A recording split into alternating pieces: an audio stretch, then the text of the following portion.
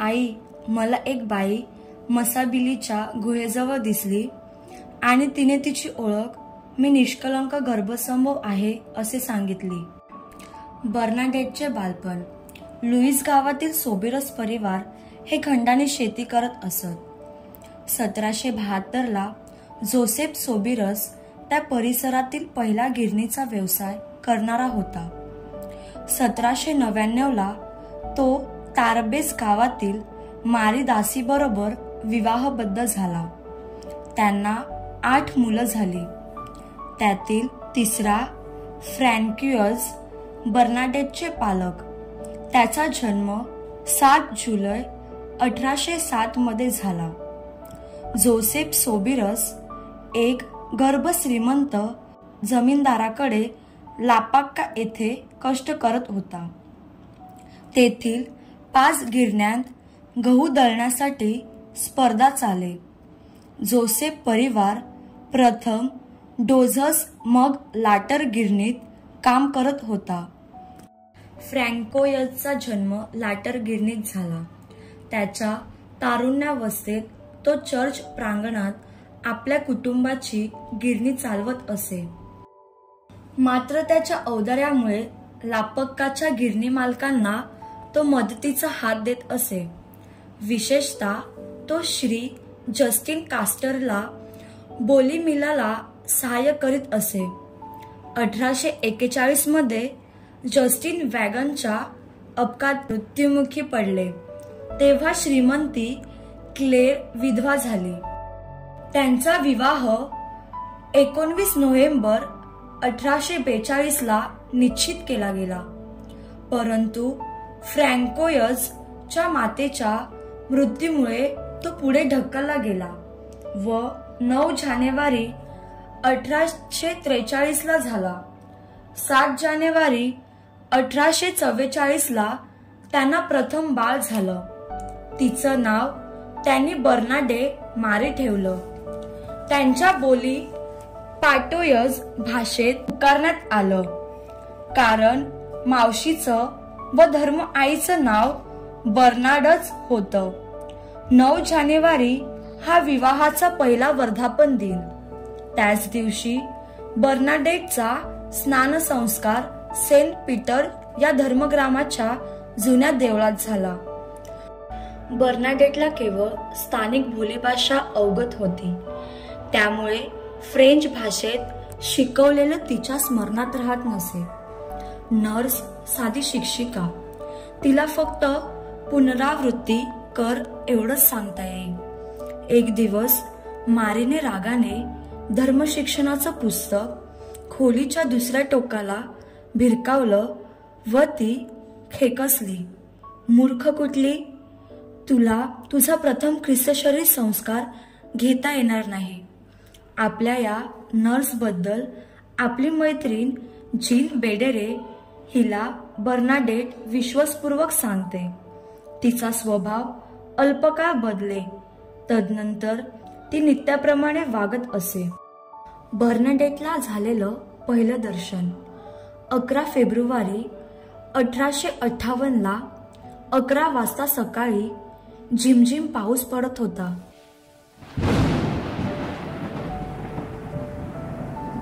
Bernadette व मारीजीला टॉयनेट संबोधत ती सूत कातीत होती. त्यांची आई लुईजा, जिलाप्रमाणे ते माई म्हणत असत, तिने स्ट्यू करायला चुलीवर ठेवला होता. त्यावेळी हा परिवार भाड्याच्या एका खोलीत जुन्या जेलमध्ये राहत होता. बर्नाडेटचे 2 बंधू जीन मारी व जस्टिन एका कोपऱ्यात खेळत होते. त्यांचे वडील फ्रँकोइस आजारपणामुळे बिछाण्यावर पडले होते.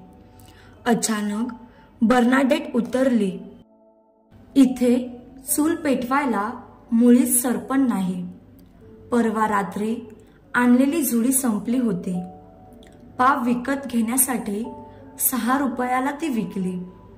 त्याच घटकेला टॉयनेटची मैत्रीण जीन अबादी, जिला बालमे सुद्धा संबोधत असत, तिचं कचोट येथे आगमन झालं. टायनेट सरपणाच्या शोधात जाणार होती तेव्हा जीन अबादाली सुद्धा तिच्या सोबत जायचं होतं. आईची नाखुशी असताना देखील बर्नाडेटला त्यांच्या संगतीला जायचं होतं. प्राण्यांची हाडं वेचण्यास टोपलेलं घ्यायचं सुचवलं. ती तिला नंतर भंगारवाल्याला विकायची होती. शेवटी लुईजाने बर्नाडेटला तिच्या बहिणी व मैत्रिणींसोबत सरपणाच्या शोधात जायची परवानगी दिली व तिला सफेद स्कार्फ घालायला दिला. टॉयनेट 2 दिवसांनी 13 वर्षाची होणार होती. बालूम 13 वर्षाची झाली होती व बर्नाडेट 14 वर्षाची होती. त्या तिघी ग्रोटोच्या समीप गेल्या. त्या जुनाट पुलापाशी आल्या. गावे ओलांडून त्या पलीकडे गेल्या. या त्रिकुटाला पेगोने नावाची बाई भेटली. सोबिरस परिवाराची ती दूरची नातलग होती. तिने या त्रिकुटाला मिसाबली ग्रोटोच्या दिशेने जायला सांगितलं. तेथे खाजगी जमीन नव्हती. तेथे त्यांनी गुरांची हाडं व सुकलेल्या फांद्या सार्वजनिक जागेत मिळू शकत होत्या. त्यामुळे चोरीचा आळ कुणी घालू शकत नव्हता. जुना पूल पार केल्यावर त्या 300 मीटर दुरीवरील कालव्यावरील पुलाच्या परिसरात पोहोचल्या. तेथून त्या विस्तृत शेतात आल्या. सावी गिरणीतील मालकाने त्यांना साथ घातली. अरे खट्याळांनो, लाकडाला अजिबात स्पर्श करू नका. ती तरुणाई मिसाबिलियेच्या दिशेने कालव्यापालीकडे चालू लागली. त्यांना पथराच्या बुडाशी येण्यास पुन्हा पूल ओलांडावा लागे. बर्नाडेटने टॉयनेट व बालुमेला सुचवलं, हा कालवा कावेला भेटतो. तेथे स्थळ पाहूया ना. ते स्थळ 200 मीटर दूर होतं. मासाबिले ग्रोटोच्या विरुद्ध बाजूला होतं व तेथे जाळण्यासाठी पुष्कळ काडक्या होत्या. त्यांनी आपले बूट पाणी ओलांडण्यासाठी उतरवले आणि पार केलं व काटक्या वेचायला लागल्या. त्या 2 बायांच्या चिरढवण्यामुळं बर्नाडेट किनाऱ्यावरच तिचा अस्थमा सहन करत राहिली. सरतेशेवटी बर्नाडेटने आपले मोजे व बूट उतरवण्याचं ठरवलं. त्यामुळे तिने आता पाणी पार करण्यास मोजे काढताच बर्नाडेटने सोसाट्याच्या वाऱ्याचा नाद ऐकला. बर्नाडेटने ताडलं की तिच्या परिसरात काहीच हालचाल नाही. वृक्षाची सुद्धा हालचाल नव्हती. तेव्हा तिने दुसरा मोजा काढण्याचं ठरवलं. पुन्हा तोच नाद ऐकू आला. तेव्हा सरळ समोर अवलोकनास तिने आपले शरीर उंचावलं. समोर त्या पथराच्या खोलगट भागात उजव्या बाजूस भूमीपासून 3 मीटर उंच झुडपात तिने एक प्रकाशज्योत पाहिला. तो भाग प्रकाशाने उजळला आणि तिने शुभ्र वस्त्रधारी देदीप्यमान बालिका पाहिली. तिचे हात विस्तारताना ती तिच्याकडे झुकलेली होती. आश्चर्याच्या धक्क्याने ती अचल झाली. या भासापासून मुक्त होण्यासाठी तिने आपले डोळे चोळले. या चोळण्याने तिच्या डोळ्यांसमोर अंधारी आली.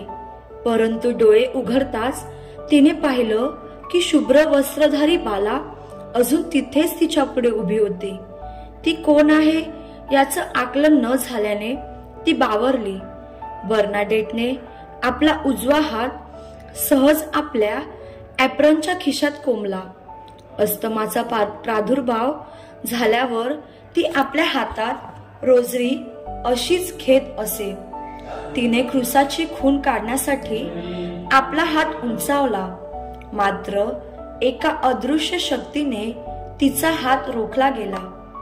तिच्या विरुद्ध बाजूला त्या दर्शनाने शुभ्र रोजरी हातात धरून क्रुसाचं चिन्ह केलं, जणू काही तिला अचूकपणे शिकवण्यासाठी. तदनंतर बर्नाडेटचा हात आपोआप उंचावला व तिने देखील क्रूसाची खून काढली. तिने गुडघे टेकले. अशा प्रकारे मरिया आईने मसाबिलियाच्या गुहेत तिला व इतर लोकांना 18 वेळा दर्शन दिले. माऊलीने बर्नाडेटला तब्बल 2 सप्ताह दर्शन दिले. एका दर्शनावेळी मरिया आईने तिला ग्रोटोच्या म्हणजेच मरिया आई प्रकट झालेल्या गुहेच्या जागेत पाण्याच्या झऱ्याजवळ जायला सांगितले. आजही ते जागेत पाण्याचे स्रोत आपणास लूड्स मातेच्या ग्रोटोपाशी आढळते. मरिया आईने बर्नाडेटला लूड्स शहरी एक मंदिर बांधण्याची मागणी केली. बर्नाडेटला मरिया आईने दर्शन देताना संदेशात गरिबांसाठी प्रार्थना, पाप्यांसाठी प्रार्थना व तसेच सदैव प्रायश्चित्त करण्यासाठी सांगितले. बर्नाडेटला आता जगभरात माऊलीचे दर्शन मिळाल्यामुळे प्रसिद्धी मिळाली, परंतु तिला हा प्रवास खाचखळग्यांनी भरलेला होता. प्रत्येकाने तिला सत्य काय आहे हे विचारले व त्याची शहानिशा केली. पाहता पाहता लूड्स शहरात पर्यटकांची संख्या वाढत गेली व माऊलीचे मनोरम्य दर्शनासाठी भाविक लूड्सच्या ग्रोटोजवळ गर्दी करू लागले. बर्नाडेटवर अनेक चौकशा झाल्या व खुद्द बिशपाने देखील तिच्याशी चौकशी केली. या 18 दर्शनानंतर बर्नाडेटला पाचारण झाले व तिने नेवर्सच्या चॅरिटी सिस्टरच्या हॉस्टेलात प्रवेश घेतला. बर्नाडेटला बाळपणापासून कोलेरेचा आजार होता व तसेच 1862 मध्ये तिला न्यूमोनियाचा आजार झाला व आपण येत्या 6 महिन्यात मरणार हे तिला मरिया आईने दृष्टांतात सांगितले. अखेरच्या निरोपावेळी तिच्या मुखावर मरिया आईला पाहण्याचे तेज दिसत होते. बर्नाडेटला 16 एप्रिल 1879 ला संतपद देण्यात आले. आजही तिचे शव रोम येथे संतगणाच्या भूमीवर निपचिप निजलेले आपल्याला आढळते. तिचा शवाला तब्बल 150हून अधिक वर्ष झाल्यात, तरीही तिच्या चेहऱ्यावर माऊलीच्या दर्शनाचे तेज दिसते. अशा प्रकारे लूड्सच्या बर्नाडेटची ही होती कहाणी.